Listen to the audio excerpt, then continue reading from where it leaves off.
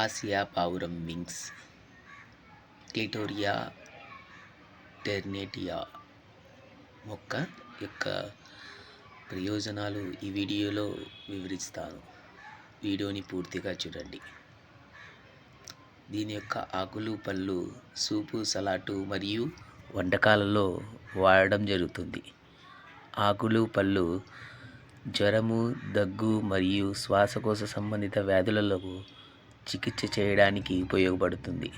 ఆకులను టీలో మరిగించుకొని తాగితే జీర్ణ వ్యవస్థ మెరుగుపడుతుంది, మానసిక ఒత్తిడి తగ్గుతుంది.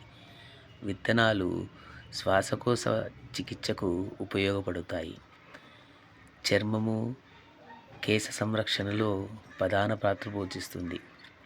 మీరు వీటిని వాడాలంటే ఆరోగ్య సంరక్షకుని సంప్రదించిన తర్వాతనే వాడండి.